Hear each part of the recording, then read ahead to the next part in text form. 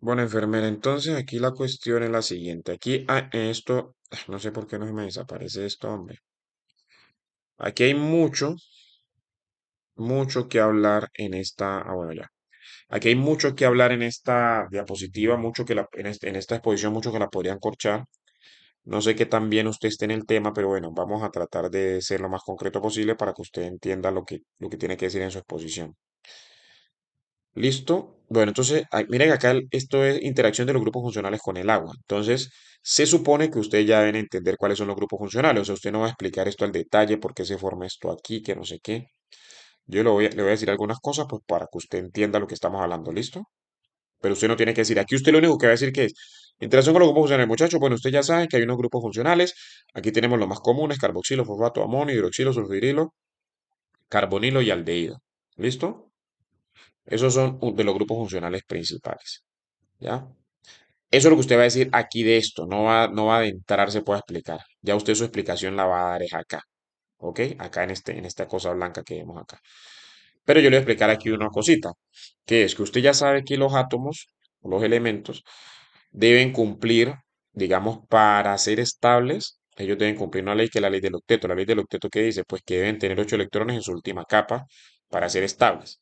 Entonces, por eso los átomos siempre tratan de buscar esos electrones. ¿Y cómo los buscan? Pues formando enlaces con otros átomos. Enlaces, en este caso, enlaces covalentes, que permiten que usted comparta los electrones. Entonces, en los enlaces covalentes, usted lo que hace es compartir electrones. Entonces, cada rayita que usted ve aquí, está este mouse, cada rayita que usted ve aquí, punteros, y cada rayita que usted ve aquí, por ejemplo, esta rayita representa un enlace covalente. Esta rayita es un enlace covalente. Esta rayita son dos enlaces covalentes. ¿Qué significa? Que estamos compartiendo electrones. ¿Listo? Entonces el oxígeno le está compartiendo un electrón al carbono y el carbono le está compartiendo un electrón al oxígeno. Entonces, ¿qué pasa? Como el carbono necesita 4 electrones para cumplir con su octeto, entonces mire que aquí le están compartiendo uno, aquí le están compartiendo otro y aquí le están compartiendo dos. O sea que ahí ya cumplió con su octeto. El oxígeno necesita 2 electrones. Entonces mire aquí le están compartiendo uno, dos y aquí en este caso le están compartiendo uno. Y acá él normalmente está unido con un hidrógeno. O sea, ahí le estarían compartiendo el otro. Pero ¿qué pasa? Que cuando esto está en solución, normalmente este hidrógeno se pierde, pero cuando este hidrógeno sale, no sale como hidrógeno. Acuerde que el hidrógeno tiene un protón y un electrón. El hidrógeno no sale como hidrógeno, sino que solamente sale el protoncito. Y el electrón lo deja aquí en este átomo. Eso tiene una razón de ser, ¿no? Eso tiene una explicación. Todo tiene una explicación, sino que pues no quiero enredarla mucho. Entonces el electrón del hidrógeno se queda aquí con el oxígeno y por eso usted ve que el oxígeno tiene carga, le pone este signo menos. Siempre que usted ve un signo menos, un signo más, significa que tiene una carga neta positiva o negativa. Una carga neta, ¿qué significa? Pues que tiene o un electrón de más, si tiene un electrón de más, pues va a tener una carga negativa, y si tiene un electrón menos, pues va a tener una carga positiva. Acuérdese que los electrones tienen carga negativa, ¿listo? Y los protones son la carga positiva. Cuando usted no le colocan el menos o el más, como aquí en este caso, este oxígeno tiene una carga parcial negativa. ¿Por qué? Porque sucede y acontece que aquí hay otro concepto que usted no sé si lo maneja, que es la electronegatividad. La electronegatividad es como esa capacidad que tiene un átomo, esa fuerza para atraer los electrones hacia él. Entonces, como el oxígeno es más electronegativo que el carbono, entonces los electrones de este enlace van a estar más cerca del oxígeno. ¿Listo? Y al estar más cerca del oxígeno, mire que aquí el electrón ya es del oxígeno. El electrón que era del hidrógeno ya es del oxígeno. Entonces el oxígeno tiene una carga neta negativa. Acá no es que los electrones de este enlace sean del oxígeno, no. Están más cerca del oxígeno, pero no son del oxígeno. Entonces, como están más cerca del oxígeno, el oxígeno queda con una carga parcial negativa. ¿Listo? Parcial. Parcial, ¿por qué? Porque no es que él tenga los electrones que sean de él, que se los haya robado, no, sino que simplemente están más cerca de él. ¿Listo? Pero los electrones, aquí hay 2 electrones que son del carbono y 2 electrones que son del oxígeno. ¿Listo? A diferencia de acá que ya el electrón que era el hidrógeno sí es del oxígeno. Entonces, siempre que usted ve una carga negativa, siempre que usted ve una carga negativa, es porque este señor tiene un electrón de más. Cuando usted ve una carga positiva, es porque en esta molécula hay un electrón menos. O sea, cuando digo un electrón menos, es que hay menos electrones que protones, ¿no? Siempre la comparación es entre electrones y protones. En cambio, aquí, por ejemplo, en este hidroxilo, usted no ve que aquí no hay menos ni más, no hay menos ni más, no hay menos ni más. Pero ¿qué pasa? Aquí pasa la misma vuelta que le expliqué acá. El oxígeno es más electronegativo que el hidrógeno, entonces los electrones van a estar más cerca del oxígeno. Entonces, como los electrones van a estar más cerca del oxígeno y los electrones tienen carga negativa, entonces el oxígeno va a quedar con una carga parcial negativa y el hidrógeno con una carga parcial positiva. ¿Listo? Más o menos esa es la idea. Entonces, ¿qué pasa? Que el agua es una molécula que es un dipolo. ¿Un dipolo por qué? Pues por esto que le acabo de explicar, porque el agua, mire, es un oxígeno y dos hidrógenos. Entonces, como el oxígeno ya usted sabe que es más electronegativo que el hidrógeno, entonces los electrones van a estar más cerca del oxígeno. Entonces, el oxígeno tiene una carga parcial negativa y el hidrógeno una carga parcial positiva. Entonces, eso hace que siempre que el agua se encuentre con algo que tenga una carga parcial o neta, positiva o negativa, el agua se puede unir con ese algo. ¿Por qué se puede unir con ese algo? Porque si es algo que tiene una carga parcial negativa, pues se puede unir por el lado del hidrógeno que tiene carga parcial positiva. Y si es algo que tiene una carga parcial positiva, pues se puede unir por el lado del oxígeno porque el oxígeno tiene una carga parcial negativa. Recuerde que siempre se une negativo con positivo. Listo, entonces el agua es una molécula fantástica porque se puede unir con cosas que tengan carga parcial o neta positiva o carga parcial o neta negativa. ¿Listo? Por este dipolo pues, que se forma aquí. Entonces por eso el agua se puede unir con todos estos grupos funcionales. Si el grupo funcional es también, si el grupo funcional es un dipolo como el hidroxilo, mire, el hidrógeno tiene una carga parcial positiva, ya usted sabe por qué. Entonces, ¿qué pasa? Este hidrógeno que tiene una carga parcial positiva se va a unir con este oxígeno que tiene una carga parcial negativa. Esta interacción aquí, o este enlace, es una interacción electrostática, ¿no? Porque es por diferencia de cargas. ¿Listo? Una interacción. Y esta aquí específicamente se llama puente de hidrógeno, que yo creo que usted el puente de hidrógeno lo ha escuchado muchísimo. Esta aquí se llama puente de hidrógeno, este enlace aquí. Listo, bueno, acá pasa lo mismo, mire, el oxígeno de este carbonilo, mire, carbonilo, aquí está, carbonilo, este oxígeno tiene una carga parcial negativa, entonces como tiene una carga parcial negativa, se puede unir con los hidrógenos del agua porque los hidrógenos tienen una carga parcial positiva. ¿Listo? Aquí pasa exactamente lo mismo. Acá, ¿qué pasa? Que el oxígeno tiene una carga neta negativa. Mire lo que le expliqué acá. Neta negativa, neta negativa. Entonces, como tiene una carga neta negativa, se puede unir con este hidrógeno que tiene una carga parcial positiva. Entonces, también forman otro enlace. Aquí pasa lo mismo. El nitrógeno es más electronegativo que el hidrógeno, entonces atrae los electrones hacia él. Entonces, por eso el hidrógeno tiene una carga parcial positiva y por ende se puede unir al oxígeno del agua. Y acá, esto ya no es una carga parcial, sino una carga neta. Siempre que usted ve el símbolo es porque es una carga neta. ¿Por qué una carga neta? Porque este hidrógeno que llega aquí no es un hidrógeno realmente, sino que acuerde que el hidrógeno tiene un electrón y un protón. ¿Listo? Esto que llega aquí no es un hidrógeno, sino un hidrogenión. O sea, un hidrógeno que perdió su electrón, digámoslo así, que solamente tiene el protón. Entonces, como solamente tiene el protón, al unirse aquí, que se me hizo el mouse. Al unirse aquí, este enlace aquí se llama enlace covalente coordinado, que es otra cosa. Al unirse aquí, pues está trayendo un protón de más. Entonces, al traer un protón de más, pues esta molécula va a quedar con un protón de más y por ende va a quedar con carga positiva. Entonces, como esto queda con una carga positiva, pues el oxígeno se puede unir aquí. ¿Listo? Entonces, aquí lo que usted va a explicar realmente es esto. Usted no se va a entrar en el detalle de que el oxígeno, que el dipolo, no sé qué, porque supone que la gente ya lo sabe. Entonces, usted dice simplemente, muchachos, esos son los grupos funcionales más comunes, los nombra carboxilo, fosfato, carbonilo, amonio, pan, tintan, o sea, grupamino y demás. Y luego dice, ¿por qué estos grupos pueden interaccionar con el agua? Pues porque estos grupos forman o tienen cargas netas, bien sea negativas como aquí, o bien sea positivas, o tienen cargas parciales. Eso sí lo puedo explicar. ¿Por qué se forman esas cargas parciales? Pues porque se une un átomo que es muy electronegativo con otro que no es tan electronegativo. Entonces los electrones van a estar más cerca. Si se unieran dos átomos con igual electronegatividad, pues los electrones, como usted entienda, estarían a la misma distancia porque están jalando con la misma fuerza. Pero como no tienen la misma fuerza, sino que tienen diferentes fuerzas, o sea, diferente electronegatividad, entonces por eso los electrones quedan más cerca de un lado que de otro. ¿Listo? Entonces por eso se forma el dipolo y por eso se pueden unir con él. Básicamente es eso. Si no entiende, pues me dice, me escribe por el WhatsApp y yo le explico. Listo, pero más o menos la idea es esa. Ahora, ¿cuáles son las fuerzas intermoleculares entre los grupos funcionales? Aquí solamente le estoy hablando de las fuerzas que mencionaban en el texto, pues ese que usted me mandó. Entonces tenemos aquí, por ejemplo, los puentes de hidrógeno. Yo creo que esta diapositiva debería ser primero que la otra, ¿no? Sino que, pues bueno, eso está en el orden en que usted me lo mandó. El que usted dijo que tenía que estar. Esto es un puente de hidrógeno. Mire que aquí lo que tenemos que es puras moléculas de agua. Entonces, ¿qué es un puente de hidrógeno? Un puente de hidrógeno es una interacción electrostática. La misma interacción electrostática que vimos allá. Sino que, ¿qué es lo que pasa? ¿Cuándo uno habla de puente de hidrógeno? Cuando usted ve el hidrógeno unido a dos átomos más electronegativos, mire, el oxígeno es más electronegativo que el hidrógeno, sí.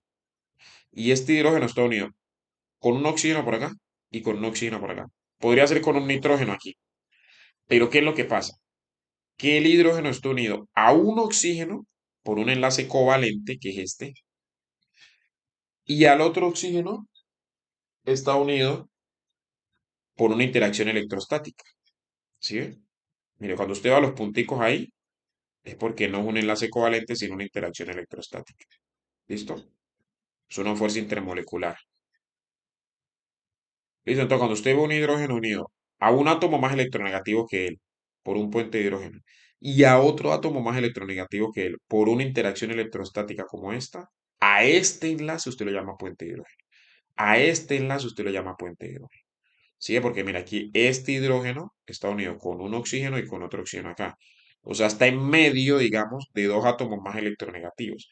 Entonces está haciendo como un puente entre estos dos átomos. Sino que, ¿cuál es la diferencia? Que a uno está unido por un enlace covalente y al otro está unido por una interacción electrostática. Por eso usted aquí le pone una rayita, que es la fuerza, el enlace covalente, acuerde que es fuerte, y acá le ponen unos punticos, que es la interacción electrostática, que son más débiles. ¿Listo? Entonces, esta es una interacción una fuerza intermolecular. ¿Listo? Esta es una. ¿Cuál sería el grupo funcional aquí? Pues el hidroxilo. Sí, esto es como un hidroxilo. Acá que tenemos un enlace iónico. ¿Cuándo se forma el enlace iónico? El enlace iónico se forma cuando usted tiene dos átomos y un átomo es tan electronegativo, o sea, la diferencia de electronegatividad es tal que el átomo le roba un átomo le roba el electrón al otro. Entonces, mira, aquí tenemos dos átomos cualquiera, suponiendo que este es más electronegativo que este, mucho más electronegativo que este. Entonces, mire que el electrón se va hacia este átomo, entonces ya este átomo queda con dos electrones y este queda sin electrones. Entonces, este átomo que queda sin electrón, que queda solo con el protón, es un ion positivo o un cation, y este átomo que queda con los dos electrones, pues ya se nos vuelve un ion negativo o un anión. ¿Listo? Entonces, como ya esto es un anión, o sea, tiene carga negativa, y esto es un cation que tiene carga positiva, o sea, ya tienen diferente carga, entonces esa diferencia de carga los atrae. Entonces, a esa unión es la que llamamos enlace iónico, porque se está dando entre dos iones, uno con carga negativa y otro con carga positiva. Si los dos tuvieran carga negativa, pues no se haría la atracción, antes se repelerían. Acuérdense que las cargas iguales se repelen. ¿Listo? Entonces, esto es un enlace iónico. El enlace iónico clásico, el que siempre le hablan a uno, ¿cuál es? El que se da entre el sodio y el cloro. Que el sodio y el cloro, pues, ¿qué es? La sal de cocina. ¿Sí? El sodio y el cloro es la sal de cocina. Entonces, aquí tenemos un enlace entre dos dipolos, que vamos a llamar puente de hidrógeno. Aquí tenemos un enlace iónico que se da entre dos átomos. Y acá lo que tenemos que es que se está dando un enlace entre un ion y un dipolo. ¿Listo? Entonces esto es lo que llamamos enlace dipolo-dipolo. Esto es lo que llamamos enlace iónico. Y esto es lo que llamamos enlace ion-dipolo. Porque acuérdense que el agua es un dipolo. Entonces, este ion que tiene carga positiva se va a unir ¿con quién? ¿Con qué parte del dipolo? Pues con la parte del dipolo, con el extremo del dipolo que tenga carga negativa. ¿Cuál es el extremo del dipolo que tiene carga negativa aquí? Pues el oxígeno, porque acuerde que el oxígeno, como es más electronegativo, pues atrae los electrones hacia él. ¿Listo? Entonces el oxígeno se une con el nitrógeno. Y acá en el caso del cloro, en el caso del cloro, es el hidrógeno el que se va a unir con el cloro. ¿Por qué? Porque el cloro tiene una carga neta negativa y el hidrógeno tiene una carga parcial positiva. Esta delta que le hacen aquí, este símbolo pues que le hacen aquí más bien, indica carga parcial. ¿Listo? Entonces el hidrógeno con carga parcial positiva se une con el cloro que tiene carga neta negativa. ¿Por qué neta? Pues porque el electrón del sodio se fue para el cloro. ¿Listo? El electrón del sodio se fue para el cloro. Entonces, como el cloro ya tiene un electrón de más, entonces queda con carga negativa, lo que pasó acá. Y el sodio, como se quedó sin ese electrón, pues queda con carga positiva, lo que pasó acá. ¿Listo? Entonces esas son las fuerzas, las que describe pues también ahí en el texto que usted nos mandó. Bueno, esta teoría del origen de la vida Oparin, pues usted simplemente, yo iba a cambiar esta imagen, pero ahorita que la vi que está muy claro, entonces usted nada más se lee lo que está aquí, que está muy claro, muy bien explicado, aunque la imagen realmente no me gusta, ¿no? Pero está muy bien explicado, entonces por eso se la dejé ahí. ¿Listo?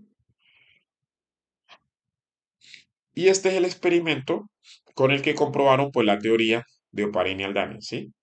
Esto es una teoría y este es el experimento, esto que sigue acá es el experimento que comprobó la teoría. Ahí donde está. El experimento que comprobó la teoría. Entonces, ¿qué tenemos aquí? Esto tenemos, esto que está aquí es como como el océano primitivo. Aquí lo calentamos para que se forme vapor de agua. Este vapor de agua lo unimos acá con estos otros gases, pues que está el metano, está el amoníaco, está el hidrógeno, está el agua, el vapor de agua. Entonces, estos, ya si usted entiende la teoría anterior, pues entiende este experimento fácilmente. Listo, entonces lo que aquí hacemos es aplicar la energía de alguna manera. Entonces, mire que aquí dice se perdió el mapa. Acá dice chispa eléctrica, electrodo. Entonces, al aplicar la energía, ¿qué pasa? Que estas moléculas van a interactuar y van a pasar por aquí, por este tubo, y cuando se condense, pues se forman pequeñas moléculas orgánicas. ¿Listo? Entonces, como para comprobar que de estas moléculas inorgánicas se pueden formar moléculas orgánicas, que esa es la teoría, pues, de Oparin. Listo, que a partir de toda esos gases inorgánicos que van en la atmósfera, pues y por la radiación y no sé qué, y la energía hasta de los volcanes, pues se generaron unas reacciones que dieron origen pues a ciertas moléculas orgánicas. Listo, y que de esas moléculas orgánicas, aunque de aquí para allá ya no se ha podido demostrar. O sea, se puede demostrar sí que se forman las moléculas orgánicas, pero no se puede demostrar, y no todas, algunas, no se puede demostrar la formación de todas las moléculas orgánicas, ni tampoco que a partir de esto pues se dé origen a un ser vivo. O sea, ahí hay un salto pues que no se ha podido cuadrar desde el punto de vista de la biología. Los que creemos en Dios, pues la tenemos muy fácil porque nosotros pues creemos que Dios creó todo este mierdero. ¿Listo? Pero esto aquí pues hay un bache ahí. ¿Listo? Más o menos eso. Ahora, mire que la distribución porcentual de las biomoléculas, aquí usted tampoco se tiene que aprender esto. ¿Listo? Usted solamente va a mirar su imagen, usted está en su presentación, usted mira su imagen y habla lo que dice la imagen. Entonces aquí usted está representando, pues digamos, una célula o aquí estamos hablando pues de la distribución porcentual de biomoléculas en los seres vivos, entonces aquí estamos representando un ser vivo, entonces usted va a decir que el 30% son compuestos químicos, el 70% es agua. ¿Listo? 30% un ser vivo, 70% agua.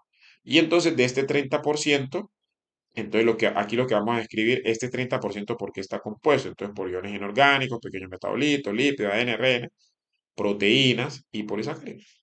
¿Sí? Tampoco tiene que aprender nada porque aquí está todo. Y aquí lo que le está diciendo es que estas son macromoléculas. Acuérdate que las macromoléculas, ¿cuáles son? Pues los lípidos, macromoléculas, pues son moléculas grandes y moléculas muy grandes que están formadas generalmente por unas unidades más pequeñas que las vamos a ver ahora. Entonces, ¿cuáles son los lípidos? Que son los que no se disuelven en agua. Los ácidos nucleicos, que son el ADN y el ARN, que los tenemos aquí. Las proteínas, que son las que están formadas por aminoácidos. Y los polisacáridos, pues que están formados por monosacáridos. ¿Listo? Entonces, aquí nosotros tenemos lo que son las macromoléculas y lo que son los monómeros. ¿Listo? Entonces los monómeros son como la unidad básica. La unidad básica. ¿Listo? Es como decir, usted tiene una pared que sería la macromolécula o el polímero, pero esa pared está formada por unidades básicas. ¿Cuáles son las unidades básicas? Pues los ladrillos. Entonces los ladrillos serían los monómeros. Acá pasa igual. Tenemos unos monómeros que son las unidades básicas y unas macromoléculas que serían los polímeros, o sea, los polímeros. La unión de varios, bueno, de más de 10 monómeros, por ejemplo. Listo, dependiendo de la sustancia que estemos hablando. Entonces aquí lo que estamos colocando es un ejemplo de un monómero y un ejemplo de la macromolécula. Entonces, el monómero aquí son los monosacáridos. Entonces, cuando estos monosacáridos se unen, pues van a formar polisacáridos, que sería la macromolécula. Listo, los aminoácidos, que serían la unidad básica, cuando se unen, pues forman proteínas. Y los nucleótidos, cuando se unen, pues forman ácido nucleico. Acuérdense que el nucleótido está formado por una base nitrogenada, un azúcar y un grupo fosfato. ¿Listo? Básicamente es eso. Entonces, ¿qué pasa? Que para usted unir esos monómeros, para unir esos monómeros o romperlos, digamos, usted tiene un monómero aquí, para usted unir estos monómeros aquí, este monómero con este monómero con este monómero, es decir, para formar este enlacecito aquí, eso se da a través de una reacción de condensación. Entonces, miren, aquí tenemos un polímero pequeño y aquí en este último monómero, mire, acá en este monómero, mire que este monómero tiene un extremo hidroxilo y este monómero tiene un hidrógeno. ¿Listo? Entonces, ¿qué es lo que vamos a hacer? Nosotros vamos a unir este monómero de aquí con este monómero de acá. Entonces, para unirlo, necesitamos, pues, que no estén cumpliendo la ley del octeto. Entonces, para que no cumplan la ley del octeto, ¿qué tenemos que hacer? Pues quitar este OH de aquí. Entonces, ya este amino, o este monómero, pues, digamos, sea el que sea un aminoácido, sea un monosacárido, sea un nucleótido, este monómero ya va a quedar aquí pendiente de que algo se le una, porque ya le quitamos el hidroxilo. Y este monómero de acá también vamos a quitarle el hidrógeno, entonces ya va a quedar pendiente que algo se una aquí. Entonces, ¿qué es lo que nosotros hacemos? Quitamos este hidroxilo, quitamos este hidrógeno. Estas dos sustancias pues forman una molécula de agua y ahora sí yo puedo unir este monómero con este monómero. Porque tanto él necesita unirse con alguien porque ya le quitamos el hidroxilo y este también necesita unirse con alguien porque ya le quitamos el hidrógeno. Entonces lo que hacemos es unir estos dos señores aquí. ¿Sí? Es una reacción de condensación. Entonces, ¿qué sería una reacción de condensación? Es la formación de un enlace covalente, porque estos son enlaces covalentes, acuerde siempre que usted una rayita es un enlace covalente. Entonces, la formación de un enlace covalente a partir de la pérdida de una molécula de agua. ¿Sí? Entonces, aquí se perdió la molécula de agua. Entonces, usted define y explica, ¿no? Por eso, mire que acá dice deshidratación, reacción de deshidratación. ¿Por qué? Pues porque estamos perdiendo una molécula de agua. ¿Listo? Y la hidrólisis pues sería lo contrario. Entonces cuando yo tengo este polímero o esta macromolécula y quiero romper aquí, o quiero romper aquí, o quiero romper aquí, pues yo tengo que dejar eso como estaba. ¿Cómo estaba? Pues con en un monómero con un hidroxilo, en otro monómero con un hidrógeno. Entonces yo necesito dejar eso como estaba. ¿Cómo estaba? Pues rompo el enlace y cojo la molécula de agua, hago el proceso inverso. Cojo la molécula de agua, saco el OH de aquí y lo pego en un lado y el hidrógeno lo pego en otro lado. ¿Sí? A ese proceso en el que yo rompo un enlace utilizando una molécula de agua es lo que llamamos hidrólisis. ¿Listo? Bueno, los carbohidratos como principal fuente de energía, esto se lo dejé ahí, que no hubo tiempo, aunque esa bibliografía hay que cambiarla. Y aquí tenemos pues la quiralidad de los aminoácidos. ¿Listo? Bueno, entonces aquí vamos a hablar de la quiralidad. Entonces decimos los monosacáridos. Cuando hablamos de un carbono quiral, de un átomo quiral, cuando dicho átomo está unido a cuatro cosas, bueno, en este caso estamos hablando del carbono, ¿no? Que se puede unir a cuatro cosas. Entonces decimos cuando el carbono está unido a cuatro cosas y las cuatro cosas son diferentes. Entonces, si usted ve, por ejemplo, este carbono de aquí, está unido aquí a este carbono, eso sería uno, a un hidrógeno y un oxígeno, o sea que está unido a tres cosas. ¿Por qué? Porque a este oxígeno está unido un doble enlace. ¿Sí? Entonces no es quiral. Si usted ve este carbono de aquí, sí está unido a cuatro cosas diferentes. O sea, está unido acá a este carbono, que está unido a esto. Está unido a este carbono, que sería todo esto de acá. Y está unido por un lado a un hidroxilo y por otro lado a un hidrógeno. ¿Sí? Ese también, ese también. Este ya no, ¿por qué? Porque ese está unido a dos hidrógenos. Entonces tendría un hidrógeno por aquí y otro hidrógeno por acá. ¿Sí? Entonces los quirales serían estos tres. ¿Por qué? Porque están unidos a cuatro cosas y las cuatro cosas son diferentes. Entonces, mire, aquí marcan los quirales. Los rojos son los quirales. Siempre el primero y el último, pues no son quirales. Entonces, ¿qué significa? Que en este caso el hidroxilo puede estar para allá o puede estar para acá. Aquí también puede estar para allá o para acá, aquí para allá o para acá.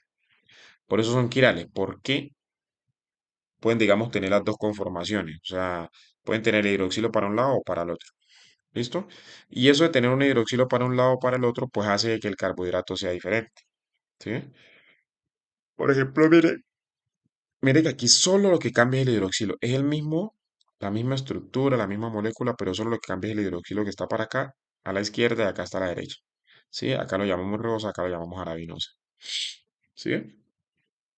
Pues a eso nos referimos con que son átomos quirales. Y esa quiralidad permite pues que se hayan diferentes moléculas que tengan la misma cantidad de átomos, pero como están en diferentes posiciones, entonces cambia el carbohidrato, que a eso es lo que llamamos isómero. Isómeros son cuando tenemos dos moléculas con la misma cantidad de átomos, pero que están en posiciones diferentes. Listo, entonces aquí tenemos un ejemplo con estos monosacáridos que son pentosas. Acuérdate que son aldosas porque tienen el grupo funcional aldehído que es este. ¿Listo? Y pentosa porque tiene 5 carbonos. Entonces mire que esta acá tiene uno 2 3 4 5 6. Entonces ya no sería aldopentosa, sino que sería aldohexosa. ¿Listo? Y aquí pasa lo mismo. Por ejemplo, mire esta glucosa y mire la manosa. Lo único que cambia que es que este hidroxilo en el segundo carbono está a la derecha. Está a la izquierda, perdón. O sea, pues a la izquierda acá y acá a la derecha. Sí, eso es lo único que cambia. Pero el resto es la misma molécula. O sea, la glucosa y la manosa son la misma molécula y así pasa con todas estas de aquí. Son la misma, tienen la misma cantidad de carbono, lo único que diferencia es que están ubicados en forma diferente. ¿Listo? Aquí. Entonces, ¿cuál es la diferencia entre una aldosa y una cetosa? Pues la aldosa son grupos funcionales diferentes, ¿listo? Entonces, las aldosas son las que tienen el grupo funcional aldehído y las cetosas son las que tienen el grupo ceto. Entonces, ¿cuál es el grupo aldehído? Es este, un carbono que está unido pues a una cadena R que sería esta, a un hidrógeno y a un oxígeno por un doble enlace. Ese es el grupo aldehído que ya lo vimos en una diapositiva anterior. Y el grupo ceto es cuando se tiene el carbono unido a un doble enlace con el oxígeno, pero está en medio de la cadena. O sea, si estuviera aquí o aquí o aquí, entonces ya esto sería un grupo ceto y a esta molécula sería una cetosa. ¿Listo? Un grupo ceto o cetona, pues que llama. Y esta molécula sería una cetosa. ¿Listo? En el caso de los carbohidratos, cuando el carbohidrato tiene un grupo aldehído se llama aldosa, cuando tiene un grupo cetona, pues se llama cetosa. ¿Listo? Y en los carbohidratos, pues el grupo cetona siempre está en el segundo carbono. ¿Listo? Entonces, mira, aquí tenemos dos moléculas que son la glucosa y la fructosa, que son muy parecidas. Lo único que las diferencias, ¿cuál es? El grupo funcional. Esa tiene el grupo funcional aldehído, que está en el primer carbono, y esa tiene el grupo funcional ceto, que está en el segundo carbono. ¿Sí? Aquí tenemos la clasificación de los monosacáridos en alfa y beta.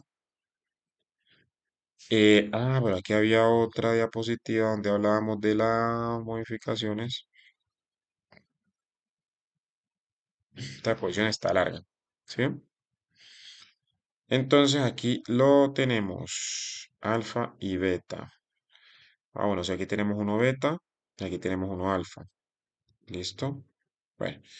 Entonces usted aquí va a decir que los carbohidratos, pues usted aquí tiene un carbohidrato en forma lineal, este en este caso la glucosa, pero yo creo que aquí, este título aquí falta. Ciclación. Eso, ciclación de monosacárido y clasificación alfa-beta, sí, señor. Entonces tiene aquí este monosacárido, en este caso tenemos la glucosa y acá tenemos la fructosa. Entonces en el caso de ambos, cuando están en solución, ellos van a formar una estructura cíclica. ¿Listo? ¿Qué pasa? Que esa estructura cíclica se forma entre el grupo funcional, que en este caso, en el caso de la glucosa, el grupo funcional está en el primer carbono, y el penúltimo carbono, que sería el carbono 5 en este caso. Entonces forman este grupo funcional y el penúltimo carbono, el hidroxilo del penúltimo carbono. Entonces aquí usted ve cómo se va ciclando para darse la unión.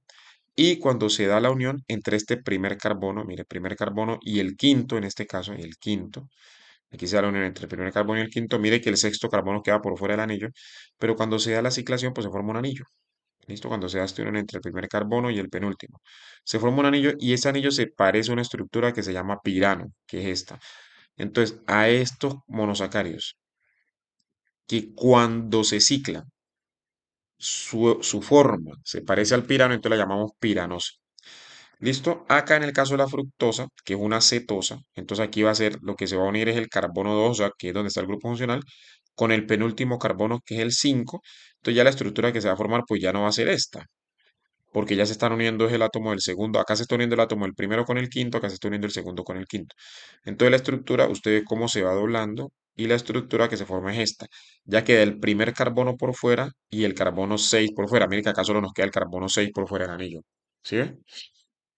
Entonces, como esta estructura que se forma se parece al furano, entonces a esta molécula la llamamos furanosa. Entonces, mire que fructofuranosa. Y ahora, ¿de qué depende que digamos que es alfa o beta? Depende de hacia dónde quede el hidroxilo. Cuando en la estructura cíclica el hidroxilo queda hacia abajo, entonces nosotros decimos que es alfa. Y cuando el hidroxilo queda hacia arriba, el hidroxilo pues del primer carbono en este caso, ¿no? Del carbono donde está el grupo funcional. Listo, que ahí viene otro concepto que es el carbono anomérico. A eso lo llamamos carbono anomérico. Entonces ahí donde está el carbono anomérico, si el hidroxilo queda hacia abajo, entonces nosotros decimos que es alfa. Y si el hidroxilo queda hacia arriba, pues entonces decimos que es beta. ¿Listo? Y esta D es hacia donde está el carbono, el hidroxilo del penúltimo carbono también, o sea, este quinto. Si este hidroxilo está para la derecha, entonces decimos que es D, y si el hidroxilo está, bueno, la pones a la mala D, ¿cierto? O sea, que sería como estrógira y levógira, ¿sí? Que los monosacáridos siempre son D. Los monosacáridos siempre son D, o sea, siempre tienen el hidroxilo en el carbono 5 hacia la derecha. ¿Listo? Por si le pregunto. Pero aquí usted lo que va a explicar es simplemente cómo se ciclan y, bueno, y que al ciclarse, pues este queda como pirano, este como furano. Explica pues lo que se une el primer carbono con el penúltimo, aquí se une el segundo carbono con el penúltimo, no sé qué, y explica lo de alfa y beta. Y listo.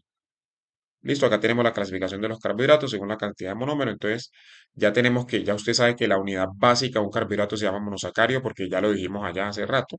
Y esos monosacarios, pues puede ser aldosa si tienen el grupo aldehído, que es el que está en el primer carbono, o cetosa si tiene el grupo ceto-cetona, que es el que está en el segundo carbono. ¿Listo? Y estos monosacarios, de acuerdo al número de carbonos que tengan, no se olvide que aquí le están diciendo Clasifique los carbohidratos de acuerdo al número de monómeros. ¿Listo? El monómero es el monosacario. Pero estos monosacarios, de acuerdo al número de carbono, se pueden clasificar en, por lo menos, mire, esto es un monosacario. ¿Cuántos carbonos tiene? Tiene uno, 2, 3, 4, 5. Entonces, como tiene 5, entonces yo digo que es una pentosa. Esto es un monosacario. ¿Cuántos carbonos tiene? Uno, 2, 3, 4, 5, 6. Entonces, como tiene 6, yo digo que es una hexosa. Entonces, todos estos monosacarios, a pesar de que son diferentes, esta es alosa, esta altrosa, esta glucosa, manosa, a pesar de que son diferentes, todos son hexosas. ¿Por qué? Porque tienen 6 carbonos. Acá estos cuatro todos son pentosas. ¿Por qué? Porque tienen 5 carbonos. Y así, si tuvieran 3 carbonos, entonces llamarían triosas. Si tuvieran 4 carbonos, se llamarían tetrosas. Si tuvieran 5 pentosas y 6 hexosas. Listo, aquí estamos hablando de los monosacáridos. Pero ¿qué pasa? Que cuando dos monosacáridos se unen, de 2 a 10 monosacáridos, entonces nosotros decimos que ese carbohidrato es un oligosacárido.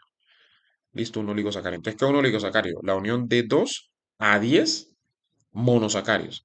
Entonces, esos oligosacáridos pueden ser disacáridos, que son los más comunes, los que usted más va a escuchar hablar, o pueden ser trisacáridos si tienen 3, tetrasacáridos si tienen 4, pentasacáridos si tienen 5, y así, hasta llegar a los decasacáridos si tienen 6.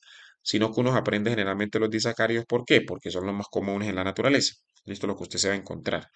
Y ahora, cuando tienen más de 10, entonces usted los clasifica como polisacáridos. Cuando tienen más de 10, monosacáridos. ¿Listo? Entonces, la clasificación de los carbohidratos según la cantidad de monómeros. Recuerde que el monómero, ¿cuál es? El monosacárido, en este caso. Si estuviéramos hablando de una proteína, ¿el monómero cuál es? Los aminoácidos. Si estuviéramos hablando de un ácido nucleico, ¿el monómero cuál es? Los nucleótidos. ¿Sí? Lo que ya hemos dicho. Listo. Y aquí, pues vamos a mostrar lo que es un enlace glucosídico. El enlace glucosídico es el enlace que se forma entre dos monosacáridos. ¿Listo? Entonces aquí tenemos este monosacario que es la glucosa y acá tenemos este otro monosacario que es la glucosa. Entonces, ¿qué pasa? Que aquí se va a unir el carbono 1. Recuerde que esto, ¿dónde está aquí? Mira, recuerde que esto tiene aquí un hidroxilo en el carbono 1 y mire que el carbono 4, que es este, también tiene otro hidroxilo, ¿sí? Todos tienen hidroxilo. Mira, aquí hay un hidroxilo, aquí hay un hidroxilo, aquí hay un hidroxilo, aquí hay un hidroxilo y acá hay otro hidroxilo. ¿Sí? Y aquí el carbono 5 pues tenía su hidroxilo, pero como se une, se forma este enlace aquí, entonces pues bueno. Allá no lo vemos. Pero digamos en estos, en este carbono 1 y en este carbono 4, en este carbono 1 y en este carbono 4, tenemos un hidroxilo.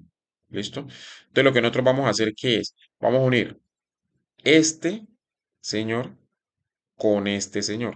¿Cómo lo hacemos? A través de una reacción de condensación. Sino que cuando usted forma un enlace covalente a través de una reacción de condensación en un monosacárido, a eso lo llama, en un carbohidrato, pues, a eso lo llama enlace glucosídico. ¿Listo? Si fueran dos aminoácidos, lo llamaría enlace peptídico. Y así. Es la misma reacción de condensación que explicamos por allá atrás, pero dependiendo de la molécula que estemos hablando, pues el nombre cambia. ¿Listo? En este caso, un enlace glucosídico porque se forma entre dos monosacáridos. Pero es la misma reacción de condensación. O sea que aquí este OH, mira, aquí había un OH y acá otro OH. Pero mire, serían dos OH, ¿no? O sea, dos hidrógenos, dos oxígenos. Pero mire que aquí va a quedar, en este enlace va a quedar un oxígeno. Entonces lo que se pierde solamente, ¿qué es? Los dos hidrógenos y un oxígeno. ¿Y qué son dos hidrógenos y un oxígeno? Pues una molécula de agua. Que es lo que vimos en las reacciones de condensación, que se forma un enlace covalente, pero se pierde una molécula de agua. Entonces aquí se forma ese enlace covalente y ese enlace es lo que llamamos enlace glucosídico. Y mire que aquí le ponen alfa. ¿Por qué alfa? Pues porque está hacia abajo. ¿Se acuerda que habíamos dicho cuando está hacia abajo se llama alfa? Entonces aquí, ¿qué es lo que se está uniendo? Una glucosa con otra glucosa. A esta molécula sería un disacario porque son dos monosacarios. Y a este disacario que está formado por dos glucosas es lo que llamamos maltosa. Acá tenemos otro disacario que está formado ya por un monosacario que se llama galactosa y por el otro que es la glucosa. Entonces, a este disacario que está formado por galactosa y glucosa es lo que llamamos lactosa, que es el azúcar de la leche. ¿Listo? Y este de acá, que está formado por glucosa y por fructosa, es lo que llamamos nosotros sacarosa, que es el azúcar de la cocina. ¿Listo? El azúcar puede ser que usted tiene en la cocina, eso es sacarosa. Está formado por glucosa y fructosa. Y es alfa. ¿Por qué? Pues porque es alfa. ¿Por qué? Pues porque el enlace está hacia abajo. Mire que acá es beta. Esta es una beta galactosa. Y mire que acá tenemos el enlace glucosídico es beta. ¿Sí? Acá el enlace glucosídico es alfa, el enlace glucosídico es alfa, acá el enlace glucosídico es beta. ¿Sí? Porque este enlace está hacia arriba. ¿Listo? Vamos a hacer la vuelta. Usted esos tres disacáridos los tiene que aprender porque son los más comunes. La maltosa que se encuentra en la malta. La lactosa que se encuentra pues en la leche y la sacarosa que es el azúcar de cocina. ¿Listo? Eso usted tiene que aprenderse. Y aquí pues usted va a hablar de las modificaciones. Entonces aquí usted no se va a extender mucho. Simplemente usted va a decir pues que los carbohidratos pueden ser modificados. Mire que aquí está, digamos, medianamente la explicación. Usted va a decir que las principales modificaciones pues son, bueno, no sé, digamos ustedes cuáles hayan visto, pero digamos aquí está la oxidación. Aquí tenemos la reducción. ¿Qué es oxidación? Acuerde que oxidación es cuando una sustancia pierde electrones. Esto pierde electrones. En este caso, para que usted lo entienda más fácil, oxidación es cuando gana oxígeno, ¿sí? ¿Se acuerda que esto era? ¿Se acuerda que eso tenía acá un grupo aldehído? Mira, así como estaba aquí, un grupo aldehído. Entonces, mire que aquí lo que pasó que es, mire que esto era un carbono con un oxígeno y con un hidrógeno. Y acá usted ve que tiene dos oxígenos. O sea, gana oxígeno. Si gana oxígeno, pues también se oxida. Y acá abajo, ¿esto qué era? Esto era así. ¿Sí? Un carbono con dos hidrógenos y un oxígeno y un hidrógeno. Pero mire que ahora tiene dos oxígenos. Entonces, a eso lo llamamos oxidación. ¿Listo? ¿Qué es la reducción? La reducción es cuando usted gana electrones o para que usted lo entienda más fácil, cuando gana hidrógenos. ¿Listo? En este caso. Entonces, mire que aquí, mira aquí cómo está la vuelta. Espere que me aparezca, mira aquí cómo está la vuelta. En este primer carbono, ¿usted qué tenía? Tenía un carbono, un oxígeno y un hidrógeno. Ahora, ¿qué tiene? Ya no tiene el mismo oxígeno, un carbono, un hidrógeno, pero aquí ya tiene otros dos hidrógenos, ¿sí ve? Entonces ya tiene tres hidrógenos aquí unidos pues a este carbono, digamos. O bueno, dos hidrógenos y un hidroxilo. Pero la idea que usted debe tener es que la reducción es cuando gana hidrógenos. ¿Sí ve? Hidrógenos, o sea, tiene más hidrógenos aquí que cuando está normalmente como aldehído. ¿Listo? Bueno, y así apréndase eso para no es que no quiero como enredarla tanto. Pero usted va a decir simplemente que las modificaciones cuando al carbohidrato se le adiciona alguna molécula diferente. ¿Listo? Entonces usted puede solamente mencionar para que no enrede este ejemplo de la oxidación que es el que le acabo de explicar y puede mencionar, por ejemplo, estos aminoazúcar, que son los más como importantes. ¿Qué aminoazúcar qué es? Pues cuando se le adiciona un grupo amino. Sí, acuerde que los carbohidratos no tienen grupo amino, como los vimos, solamente tienen carbono, hidrógeno y oxígeno. Aquí ya tienen un grupo amino. Entonces ya este que no es grupo amino, pues un aminoazúcar. ¿Listo? Para que no se enrede tanto. Y aquí tenemos pues estructura y composición de polisacarios. Los polisacarios ya dijimos que son los carbohidratos que tienen más de 10 monosacarios. Entre esos polisacarios tenemos lo más importante, pues aquí estamos mostrando el glucógeno, que es la forma como se almacena la glucosa en los animales. Entonces mire que el glucógeno es un polímero de glucosa. Mira, aquí tenemos un poco de cada cosita de esta es una glucosa, una glucosa, una glucosa, que están unidas formando esta cadena lineal. Pero además de esta cadena lineal, el glucógeno tiene ramas, ¿sí ve? Esta ramificación que también es de glucosa. No viene solamente aquí en esta hilera, sino que sale como una rama. ¿Qué debe saber usted de eso? Que la hilera está formada por enlaces glucosídicos, obviamente, pero esos enlaces glucosídicos son enlaces que se forman entre el carbono 1 y el carbono 4, como ya lo vimos. Pero en las ramas es un enlace glucosídico también, pero que se forma entre el carbono 1 y el 6. ¿Listo? Como está aquí abajo en la figura. Entonces, mira aquí en la figura, usted tiene este enlace, está formado entre el carbono 1, que es este, y el carbono 4, que es este. Este enlace está formado entre el carbono 1 y el carbono 4. Esta es la cadena lineal. Esos son los enlaces alfa 1, 4. ¿Alfa por qué? Porque están hacia abajo, ya usted sabe. Pero acá, mire que acá tenemos un enlace que está formado entre el carbono 1, que es este, y el carbono 6, que es este. Entonces, este enlace, el enlace que llamamos alfa 1, 6, y este es la ramificación. ¿Sí? Esta es la ramificación. O sea, toda esta hilera de aquí está formada por enlaces alfa 1, 4. Toda esta hilera de acá está formada por enlaces alfa 1, 4. Pero aquí donde sea la ramificación, es este pedacito que estamos mostrando aquí, es un enlace alfa 1, 6. ¿Sí? Acá también. Este enlace aquí es un enlace alfa 1, 6. Aquí este. Ya los demás son alfa 1, 4. ¿Listo? Entonces este es el glucógeno. El almidón es la forma como se almacena la glucosa en las plantas. ¿Listo? El almidón. Otro polisacario. Y acá tenemos la celulosa. Por aquí no dice celulosa en alguna parte, sí, fibra de celulosa. La celulosa ya está formada también por glucosas, pero mira que aquí tenemos un enlace beta. El enlace está hacia arriba, beta 1,4. Enlace beta 1,4. Es importante, ¿por qué? Porque esos enlaces beta nosotros como no los podemos romper, entonces no podemos metabolizar la celulosa. Por eso la celulosa es lo que nosotros llamamos fibra. ¿Listo? Que llega al intestino, como usted no la puede metabolizar, entonces lo que hace es atraer el agua al intestino y por eso la materia fecal pues es más blanca. ¿Listo? Esa es la celulosa que es la fibra. Y ya, terminamos. ¿Sí? Está larguito, eso está largo, sí. Pero escúchelo despacio, con calma y verá que no se enreda. Y cualquier cosa, pues me pregunta. ¿Listo?